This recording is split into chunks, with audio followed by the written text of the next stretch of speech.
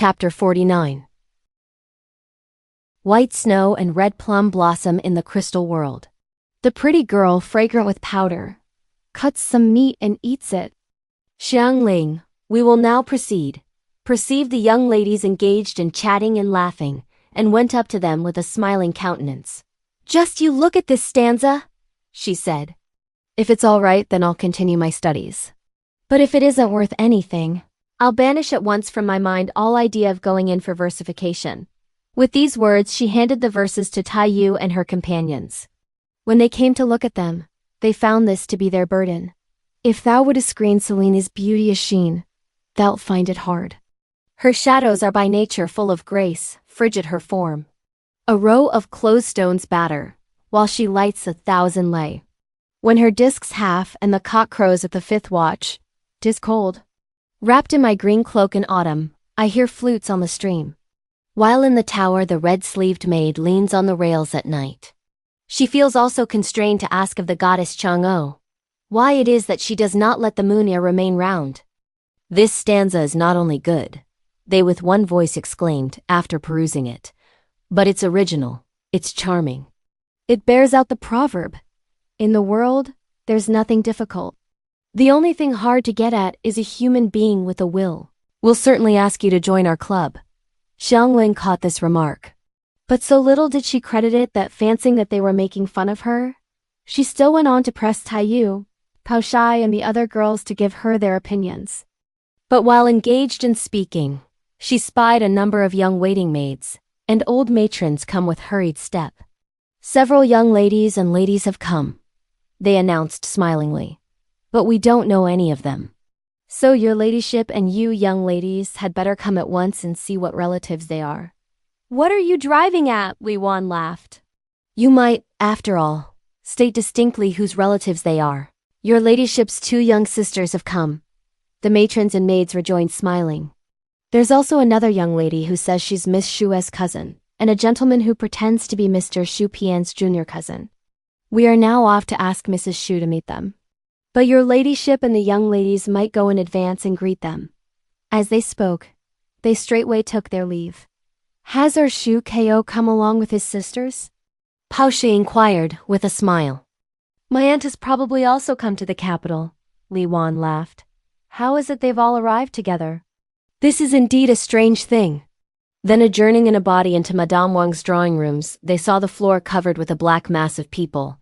Madame Xing's sister-in-law was there as well. She had entered the capital with her daughter, Xu Yan, to look up Madame Xing. But Lady Feng's brother, Wang Jin, had, as luck would have it, just been preparing to start for the capital. So the 2 family connections set out in company for their common destination. After accomplishing half their journey, they encountered, while their boats were lying at anchor, Li Wan's widowed sister-in-law, who also was on her way to the metropolis with her 2 girls, the elder of whom was Li Wen, and the younger Li Shi. They all of them talked matters over. Induced by the ties of relationship, the 3 families prosecuted their voyage together. But subsequently, Xu Pian's cousin Xu Ko, whose father had, when on a visit years ago to the capital, engaged his uterine sister to the son of the Han Lin Mei, whose residence was in the metropolis, came while planning to go and consummate the marriage. To learn of Wang Jin's departure, so taking his sister with him, he kept in his track till he managed to catch him up. Hence it happened that they all now arrived in a body to look up their respective relatives. In due course, they exchanged the conventional salutations. And these over, they had a chat. Dowager Lady Chia and Madame Wang were both filled with ineffable delight. Little wonder is it, smiled old Lady Chia, if the snuff of the lamp crackled time and again, and if it formed and reformed into a head. It was, indeed, sure to come to this today. While she conversed on everyday topics, the presents had to be put away. And as she at the same time expressed a wish to keep the new arrivals to partake of some wine and eatables, Lady Feng had, needless to say, much extra work added to her ordinary duties. Li Wan and Bao-Chiau descanted, of course, with their aunts and cousins on the events that had transpired since their separation. But Daiyu, though when they first met, continued in cheerful spirits, could not again. When the recollection afterwards flashed through her mind that one and all had their relatives, and that she alone had not a soul to rely upon, avoid withdrawing out of the way and giving vent to tears. Baoyu, however, read her feelings, and he had to do all that lay in his power to exhort her and to console her for a time before she cheered up. Baoyu then hurried into the Aiheng court. Going up to Shi Hen, Shi Yu, and Qing Wen. Don't you yet hasten to go and see them? He smiled. Who'd ever have fancied that cousin Bao-Chiau's own cousin would be what he is? That cousin of hers is so unique in appearance and in deportment. He looks as if he were cousin Bao-Chiau's uterine younger brother. But what's still more odd is that you should have kept on saying the whole day long that cousin Bao-Chiau is a very beautiful creature. You should now see her cousin, as well as the two girls of her senior sister-in-law. I couldn't adequately tell you what they're like. Good heavens, good heavens. What subtle splendor and spiritual beauty must you possess to produce beings like them, so superior to other human creatures? How plain it is that I'm like a frog wallowing at the bottom of a well. I've throughout every hour of the day said to myself that nowhere could any girls be found to equal those at present in our home. But, as it happens, I haven't had far to look. Even in our own native sphere, one would appear to eclipse the other. Here I have now managed to add one more stratum to my store of learning. But can it possibly be that outside these few there can be any more like them? As he uttered these sentiments, he smiled to himself. But Shi Zhen noticed how much under the influence of his insane fits he once more was, and she promptly abandoned all idea of going over to pay her respects to the visitors. Qing Wen and the other girls had already gone and seen them and come back. Putting on a smile. You'd better, they urged Shi Zhen. Be off at once and have a look at them. Our elder mistress niece, Miss Pao's cousin, and our senior lady's two sisters resemble a bunch of 4 leeks, so pretty are they. But scarcely were these words out of their lips than they perceived Tan Chun too enter the room, beaming with smiles. She came in quest of Baoyu. Our poetical society is in a flourishing way, she remarked. It is, smiled Baoyu. Here no sooner do we, in the exuberance of our spirits, start a poetical society. No sooner do we, in the exuberance of our spirits, start a poetical society, than the devils and gods bring through their agency all these people in our midst. There's only one thing, however. Have they, I wonder, ever learnt how to write poetry or not? I just now asked every one of them, Tan Xueqin replied. Their ideas of themselves are modest, it's true. Yet from all I can gather there's not one who can't versify. But should there even be any who can't, there's nothing hard about it. Just look at Xiang Ling. Her case will show you the truth of what I say. Of the whole lot, smiled Qing Wen. Miss Shu's cousin carries the palm. What do you think about her, Miss Terja? It's really so, Tan Chun responded. In my own estimation, even her elder cousin and all this bevy of girls are not fit to hold a candle to her. Shi Jin felt much surprise at what she heard. This is indeed odd, she smiled. Whence could one hunt up any better? We'd like to go and have a peep at her. Our venerable senior, Tan Chun observed, was at the very first sight of her so charmed with her that there's nothing she wouldn't do. She has already compelled our Madame Xing to adopt her as a godchild. Our dear ancestor wishes to bring her up herself. This point was settled a little while back. Pao Zhi went into ecstasies. Is this a fact? He eagerly inquired. How often have I gone in for yarns? Tan Chun said. Now that our worthy senior, continuing, she laughed, has got this nice granddaughter, she has banished from her mind all thought of a grandson like you. Never mind, answered Baoyu smiling. It's only right that girls should be more doted upon. But tomorrow is the 16th, so we should have a meeting. That girl Lin Taiyu is no sooner out of bed, Tan Chen remarked, than cousin Secunda falls ill again. Everything is, in fact, up and down. Our cousin Secunda, Baoyu explained, doesn't also go in very much for verses, so what would it matter if she were left out? It would be well to wait a few days, Tan Chen urged, until the newcomers have had time to see enough of us to become intimate. We can then invite them to join us. Won't this be better? Our senior sister-in-law and cousin Pao have now no mind for poetry. Besides, Shang Yun has not arrived. Pian is just over her sickness. The members are not all therefore in a fit state, so wouldn't it be preferable if we waited until that girl Yun came? The new arrivals will also have a chance of becoming friendly. Pian will likewise recover entirely. Our senior sister-in-law and cousin Pao will have time to compose their minds, and Xiangling to improve in her verses. We shall then be able to convene a full meeting. And won't it be better? You and I must now go over to our worthy ancestors on the other side and hear what's up. But, barring cousin Bao-Chiau's cousin, for we needn't take her into account, as it's sure to have been decided that she should live in our home. If the other three are not to stay here with us, we should entreat our grandmother to let them as well take up their quarters in the garden. And if we succeed in adding a few more to our number, won't it be more fun for us?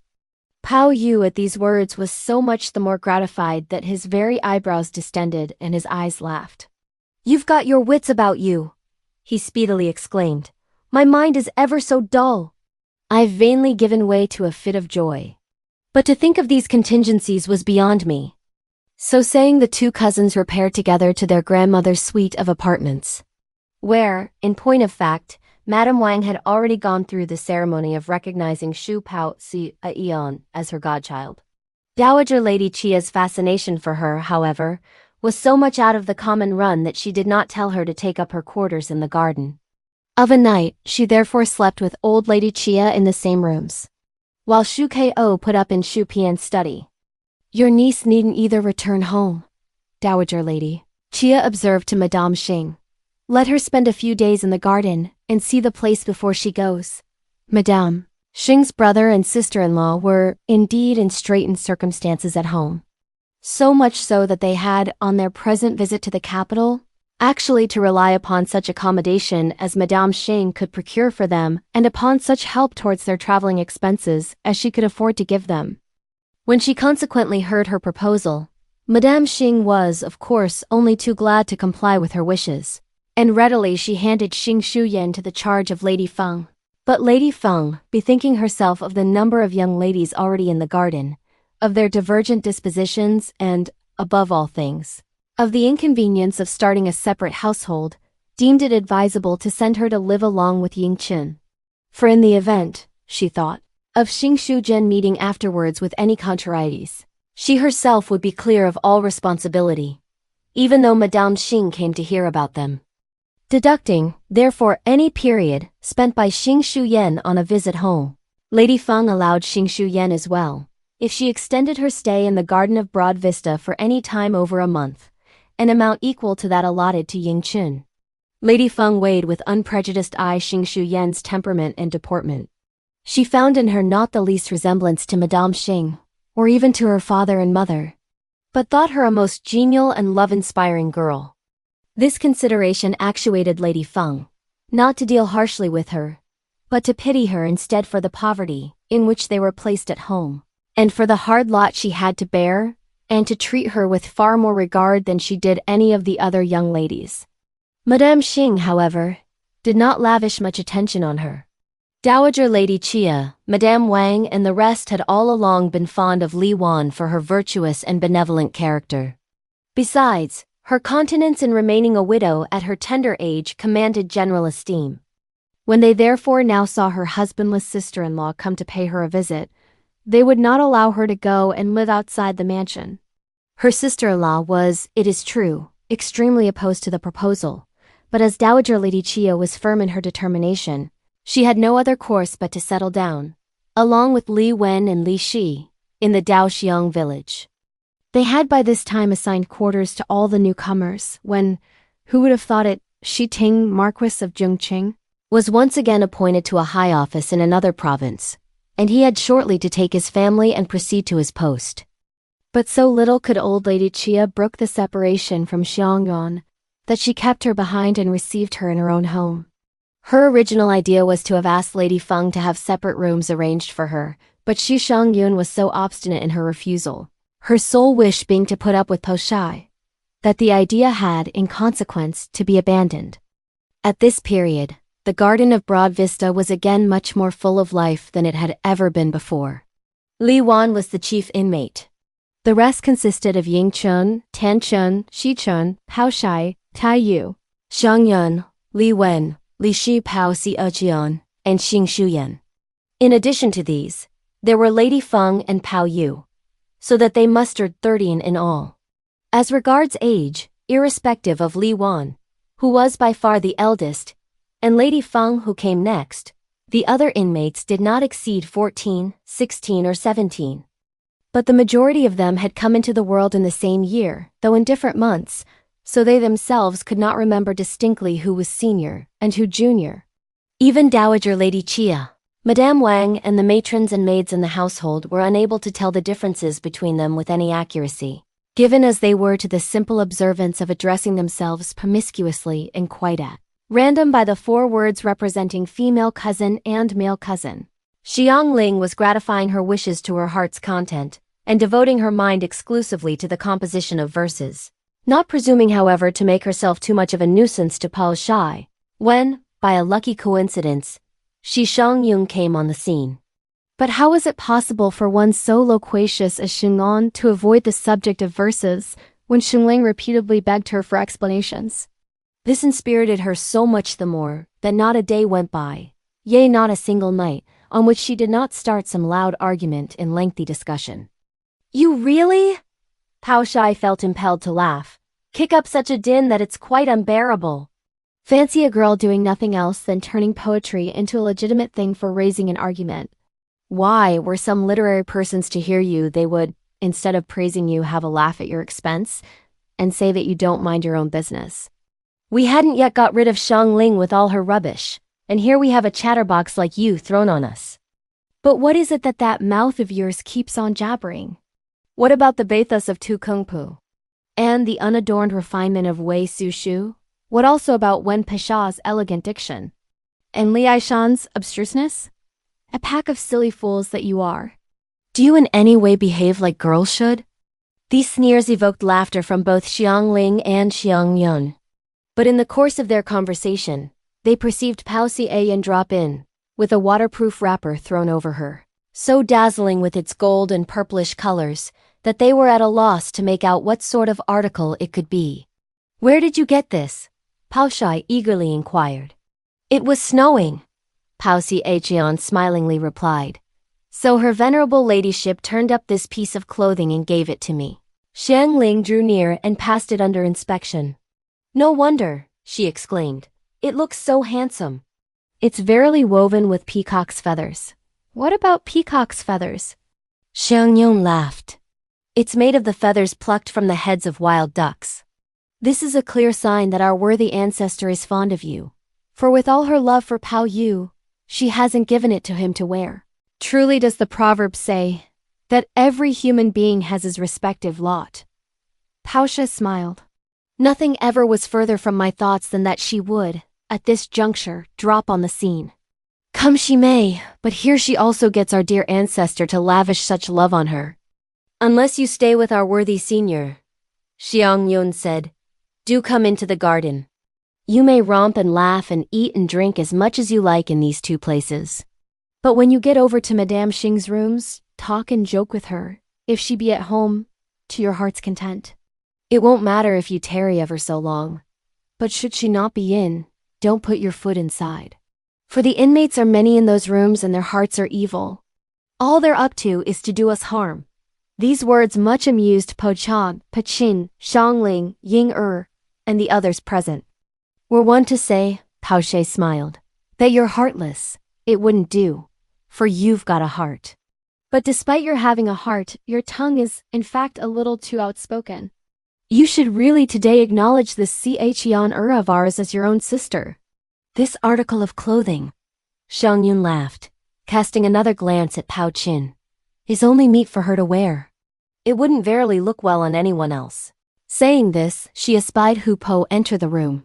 Our old mistress, she put in smiling, bade me tell you, Miss Bao-Chiau, not to keep too strict a check over Miss Chian, for she's yet young. That you should let her do as she pleases, and that whatever she wants you should ask for, and not be afraid. Bao-Chiau hastily jumped to her feet and signified her obedience. Pushing Pao Chin, she laughed. Even you couldn't tell whence this piece of good fortune hails from, she said. Be off now. For mind, we might hurt your feelings. I can never believe myself so inferior to you. As she spoke, Pao Ku and Daiyu walked in. But as Bao-Chiau continued to indulge in raillery to herself, "Cousin Pao," Xiangyun smilingly remonstrated. "You may, it's true, be jesting. But what if there were anyone to entertain such ideas in real earnest?" "If anyone took things in earnest," Hu Po interposed laughing, "why, she'd give offense to no one else but to him," pointing as she uttered this remark at Pao Yu. "He's not that sort of person."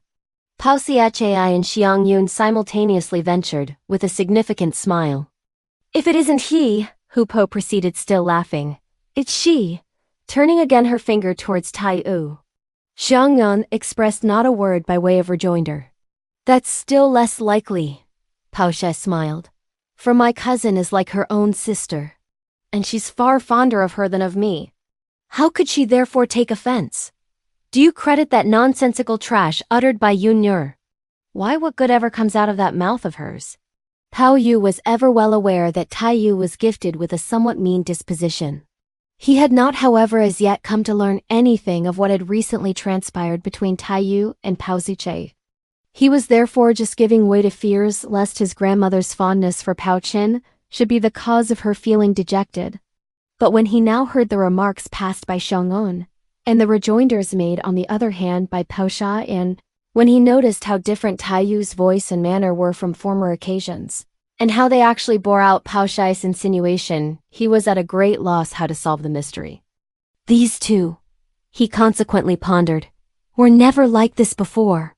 From all I can now see, they're really 100 times far more friendly than any others are." But presently he also observed Lin Daiyu rush after Bao-Chiau and call out "sister," and, without even making any allusion to her name or any mention to her surname, treat her in every respect, just as if she were her own sister. This Bao-Chiau was young and warm-hearted. She was naturally, besides, of an intelligent disposition. She had, from her very youth up, learnt how to read and how to write. After a stay, on the present occasion, of a couple of days in the Chia mansion, she became acquainted with nearly every inmate. And as she saw that the whole bevy of young ladies were not of a haughty nature, and that they kept on friendly terms with her own cousin, she did not feel disposed to treat them with any discourtesy. But she had likewise found out for herself that Lin Daiyu was the best among the whole lot, so she started with Daiyu, more than with anyone else, a friendship of unusual fervor. This did not escape Pao Yu's notice, but all he could do was to secretly give way to amazement. Shortly, however, Bao-Chiau and her cousin repaired to Mrs. Shu's quarters. Xiangyun then betook herself to Dowager Lady Chia's apartments, while Lin Daiyu returned to her room and lay down to rest. Pao Yu thereupon came to look up Daiyu. "Albeit I've read the record of the Western Side Room," he smiled, "and understood a few passages of it, yet when I quoted some in order to make you laugh, you flew into a huff. But I now remember that there is, indeed, a passage which is not intelligible to me. So, let me quote it for you to explain it for me." Hearing this, Daiyu immediately concluded that his words harbored some secret meaning. So putting on a smile, "Recite it and let me hear it," she said. "In the confusion chapter," Pao Yu laughingly began, "there's a line couched in most beautiful language. It's this: what time did Mang Kuang receive Liang Heng's candlestick? When did you and Bao-Chiau get to be such friends?" These 5 characters simply bear on a stock story. But to the credit of the writer be it, the question contained in the 3 empty words representing "what time" is set so charmingly. When did she receive it? Do tell me. At this inquiry, Daiyu too could not help laughing. The question was originally nicely put. She felt urged to rejoin with a laugh. But though the writer sets it gracefully, you ask it likewise with equal grace. At one time, Pao Yu observed, "All you knew was to suspect that I was in love with Bao-Chiau. And have you now no faults to find?" "Who ever could have imagined her such a really nice girl?" Daiyu smiled. "I've all along thought her full of guile." And seizing the occasion, she told Pao Yu with full particulars how she had, in the game of forfeits, made an improper quotation, and what advice Bao-Chiau had given her on the subject. How she had even sent her some birds' nests, and what they had said in the course of the chat they had had during her illness. Pao Yu then at length came to see why it was that such a warm friendship had sprung up between them. "To tell you the truth," he consequently remarked smilingly. I was just wondering when Meng Kuang had received Liang Heng's candlestick.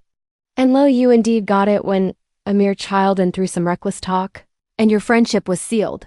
As the conversation again turned on Bao-Chiau, Daiyu recalled to mind that she had no sister, and she could not help melting once more into tears. Baoyu hastened to reason with her.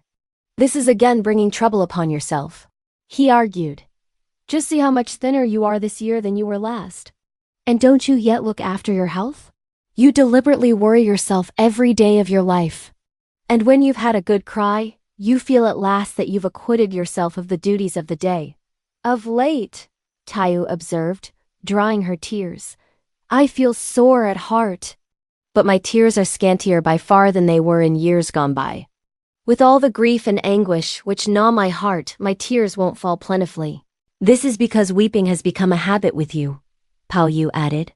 But though you fancy to yourself that it is so, how can your tears have become scantier than they were? While arguing with her, he perceived a young waiting maid, attached to his room, bring him a red felt wrapper.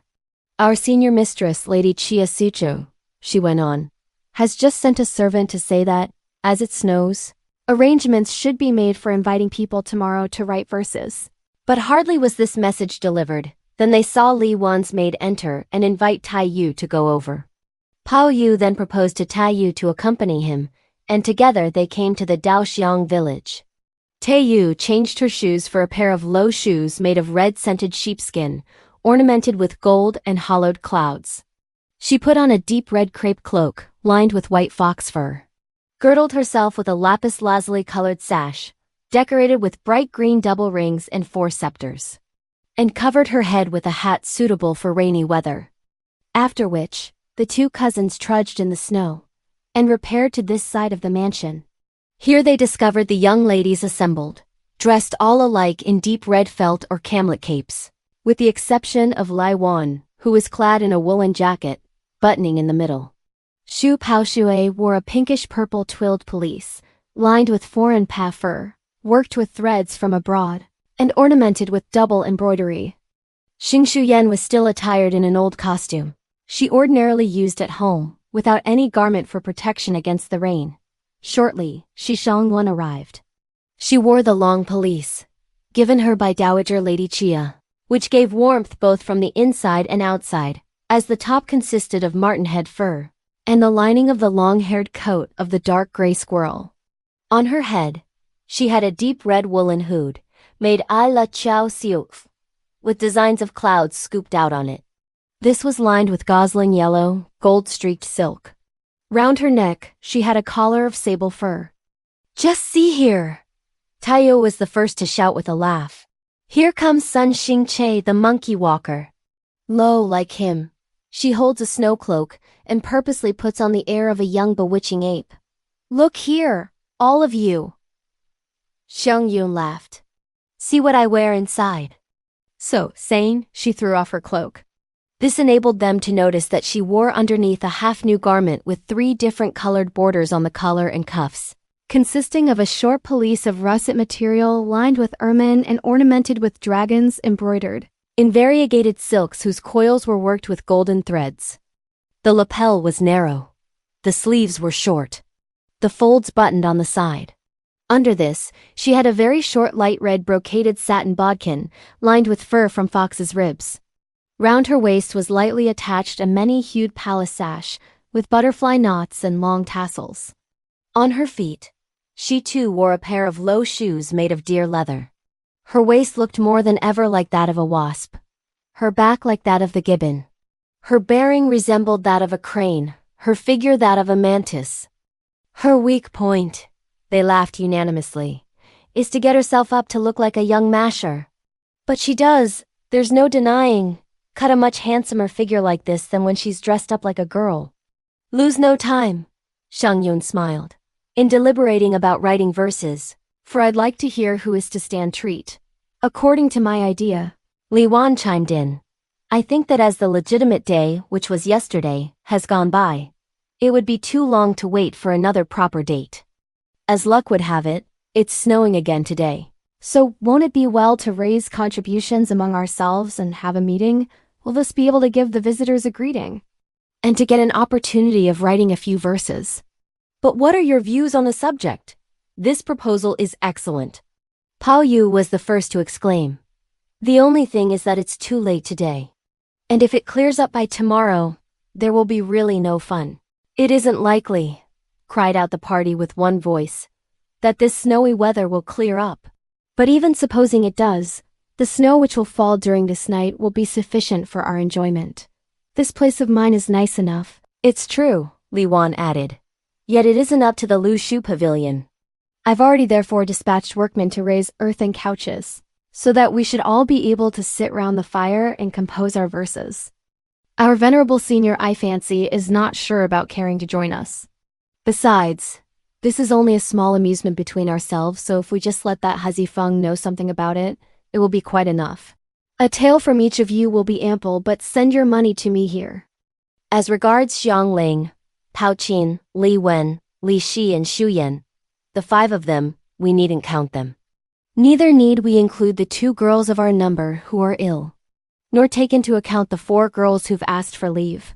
If you will let me have your 4 shares, I'll undertake to see that 5 or 6 taels be made to suffice.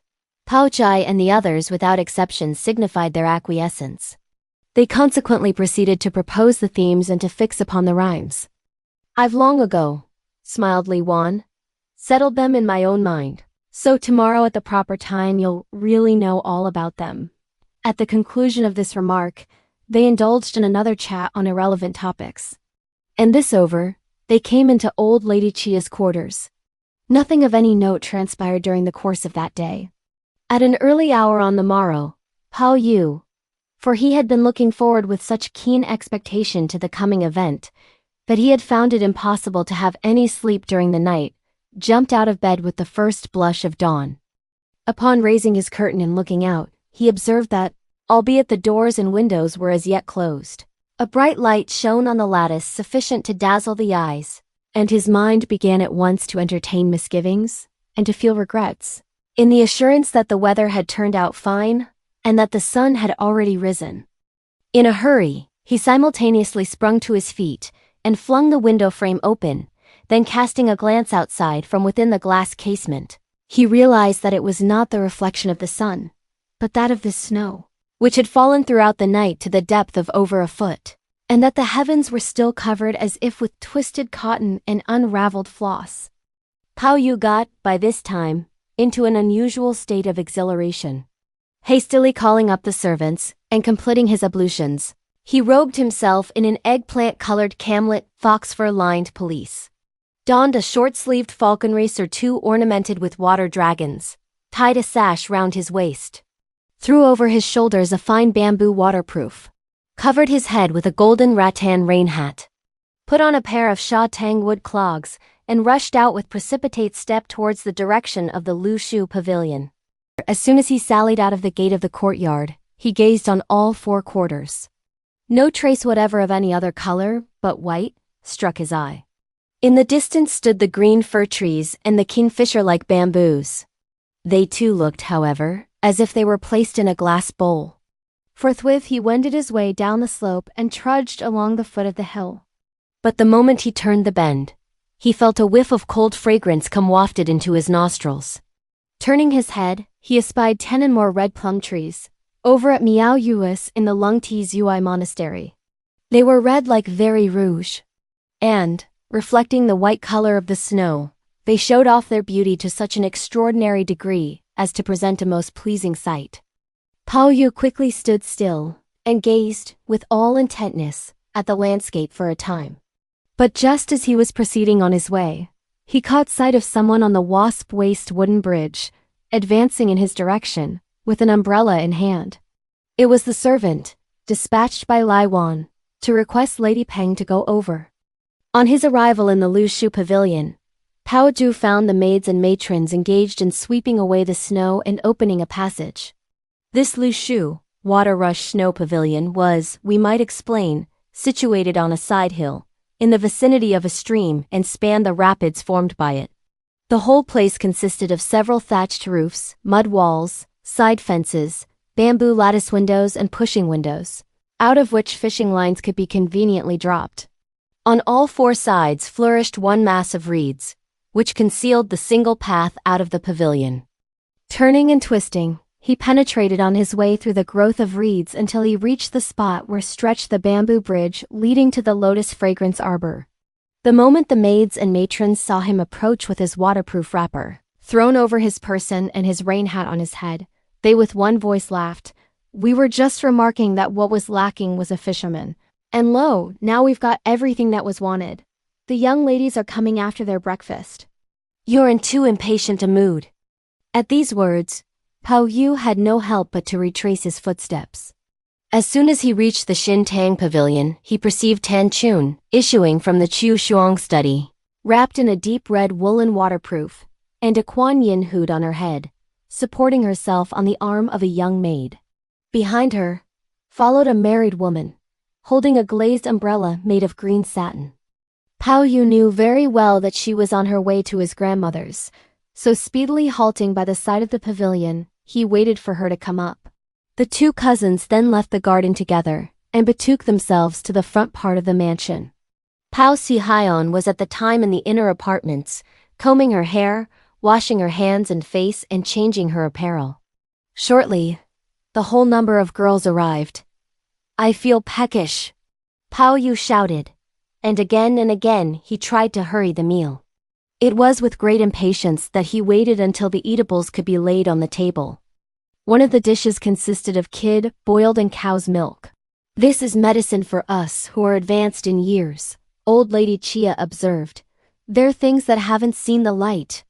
The pity is that you young people can't have any. There's some fresh venison today as an extra course, so you better wait and eat some of that." One and all expressed their readiness to wait. Baoyu, however, could not delay having something to eat. Seizing a cup of tea, he soaked a bowl full of rice, to which he added some meat from a pheasant's leg, and gobbled it down in a scramble.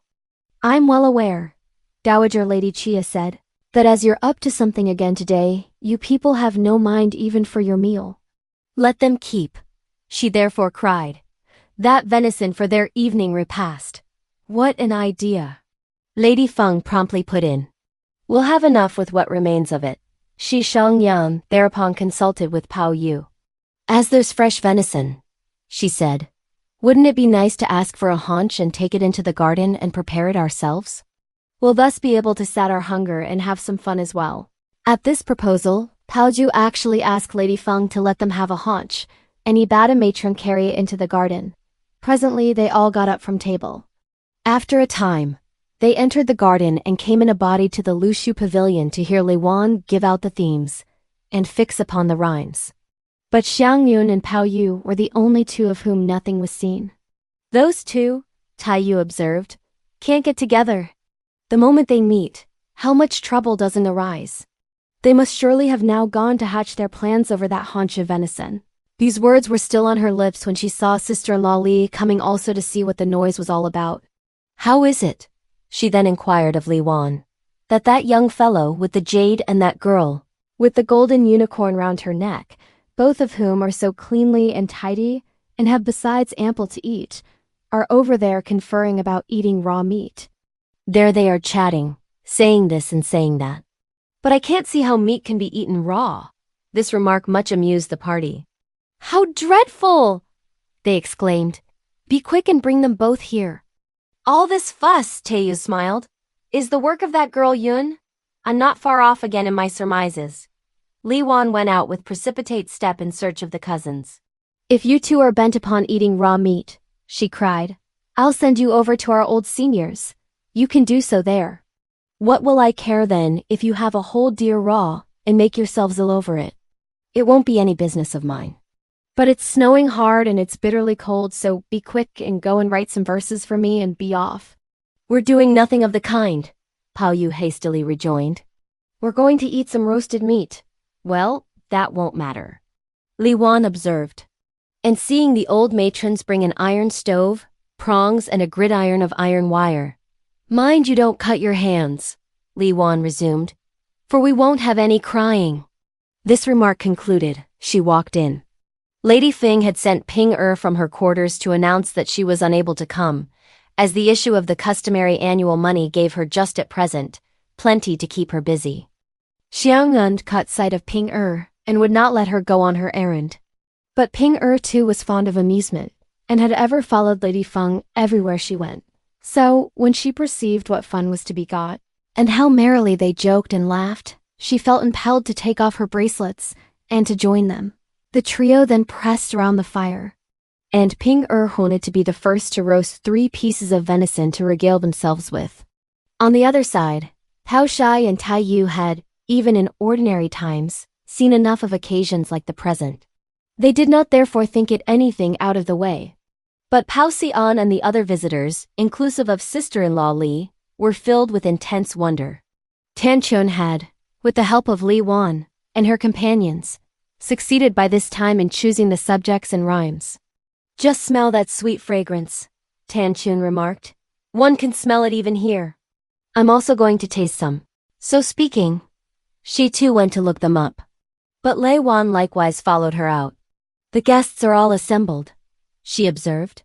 "Haven't you people had enough as yet?" While Xiang Yun munched what she had in her month, she replied to her question. "Whenever," she said, "I eat this sort of thing, I feel a craving for wine.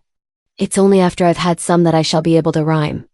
Were it not for this venison, I would today have positively been quite unfit for any poetry." As she spoke, she discerned Po Chin, standing and laughing opposite to her, in her duck-down garment. "You idiot!" Xiang Yun laughingly cried. "Come and have a mouthful to taste. It's too filthy." Pao Sihan replied smiling. "You go and try it." Pao Shai added with a laugh. "It's capital. Your cousin Lin is so very weak that she couldn't digest it if she had any. Otherwise she too is very fond of this." Upon hearing this, Pao Chin readily crossed over and put a piece in her mouth. And so good did she find it that she likewise started eating some of it. In a little time, however, Lady Feng sent a young maid to call Ping "Miss Shi," Ping explained, "won't let me go. So just return ahead of me." The maid thereupon took her leave. But shortly after they saw Lady Feng arrive. She too with a wrapper over her shoulders. "You're having," she smiled, "such dainties to eat. And don't you tell me?" Saying this, she also drew near and began to eat. "Where has this crowd of beggars turned up from?" Daiyu put in with a laugh. "But never mind, never mind. Here's the Lu Shu Pavilion come in for this calamity today, and, as it happens, it's that Chit Yun by whom it has been polluted. But I'll have a good cry for the Lu Shu Pavilion." Xiang Yun gave an ironical smile. "What do you know?" she exclaimed. "A genuine man of letters is naturally refined. But as for the whole lot of you, your poor and lofty notions are all a sham. You are most loathsome. We may now be frowsy and smelly, as we munch away lustily with our voracious appetites. But by and by we'll prove as refined as scholars, as if we had cultured minds and polished tongues. If by and by," Pao Shai laughingly interposed, "the verses you compose are not worth anything, I'll tug out that meat you've eaten, and take some of these snow-buried weeds and stuff you up with. I'll thus put an end to this evil fortune." While banding words, they finished eating. For a time, they busied themselves with washing their hands. But when Ping came to put on her bracelets, she found one missing. She looked in a confused manner, at one time to the left, at another to the right. Now in front of her, and then behind her for ever so long, but not a single vestige of it was visible. One and all were therefore filled with utter astonishment. "I know where this bracelet has gone to," Lady Feng suggested smilingly. "But just you all go and attend to your poetry. We too can well dispense with searching for it and repair to the front. Before 3 days are out, I'll wager that it turns up. What verses are you writing today?" Continuing, she went on to inquire. "Our worthy senior says that the end of the year is again nigh at hand, and that in the first moon some more conundrums will have to be devised to be affixed on lanterns, for the recreation of the whole family. Of course we'll have to write a few," they laughingly rejoined, upon hearing her remarks. "We forgot all about it. Let's hurry up now, and compose a few fine ones, so as to have them ready to enjoy some good fun in the first moon." Speaking the while, they came in a body into the room with the earthen couches, where they found the cups, dishes, and eatables already laid out in readiness. On the walls had been put up the themes, meter, and specimen verses. Baoyu and Xiangyun hastened to examine what was written. They saw that they had to take for a theme something on the present scenery and indite a stanza with antithetical pentameter lines. That the word Cao Xueqin, in the book of meter, had been fixed upon as a rhyme, but that there was, below that, no mention, as yet made of any precedence. "I can't write verses very well," Li Wan pleaded, "so all I'll do will be to devise 3 lines, and the one who'll finish the task first, we'll have afterwards to pair them. We should, after all," Bao-Chiau urged, "make some distinction with regard to order. But, reader, if you entertain any desire to know the sequel, peruse the particulars recorded in the chapter that follows." Thanks for watching. Please like the video and subscribe to the channel for more excellent content.